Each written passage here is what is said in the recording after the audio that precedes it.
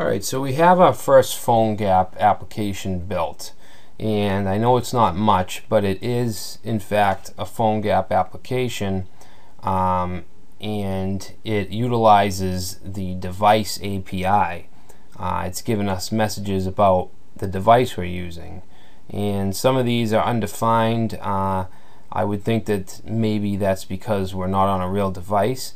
But this Ripple, this user interface, lets us change the actual device we're viewing. So if we click here, we can switch this to, say, an iPhone. We can go to an iPhone 5, and you can see now the device name is iPhone 5. The platform is iOS.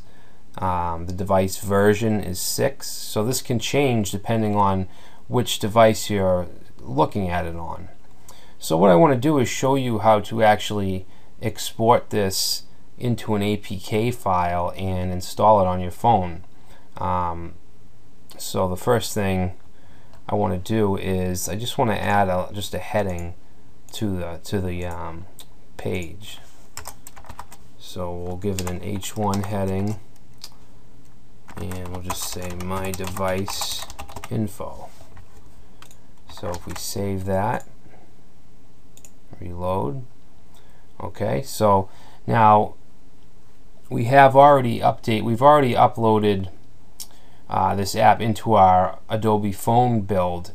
If we want to actually update the code, we need to update our GitHub repository. So these all work together. So if we go back to our Git, or our command prompt, our Git bash, and we say git status, we can see that we have modified the index.html. So then we have to add that. And I always just say add all. You know, it's easier than typing out the file names. So now we need to do a commit. So git commit am, and we'll say device app, and then we need to push.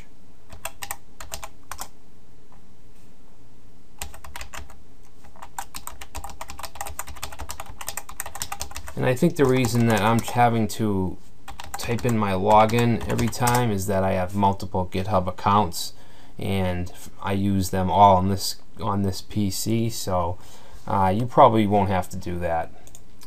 All right. So now that we can see, let's reload the GitHub interface and see if our heading was added, which it wasn't. That's weird.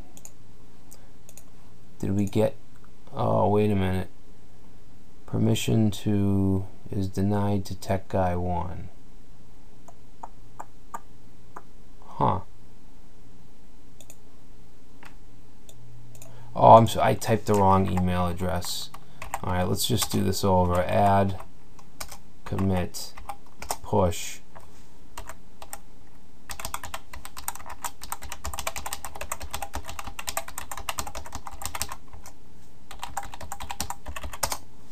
Alright, so now let's reload.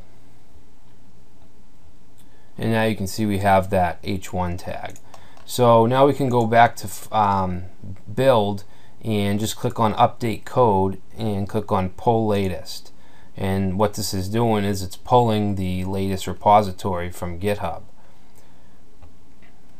And then you just have to wait a few seconds for these pendings to turn into buttons.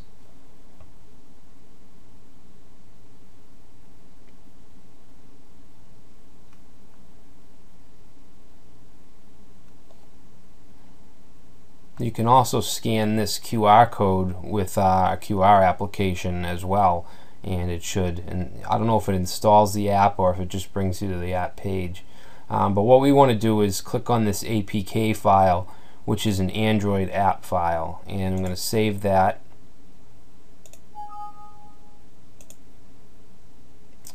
Alright, so I have that saved onto my computer. Where'd it go? Right here. and I have my Android phone plugged into my desktop with a USB cable, so I can go to computer and you can see Droid Razor HD, and go to internal storage, and you can actually put your APK file anywhere. I always put it in this Android folder, so I'm going to just drag it over there.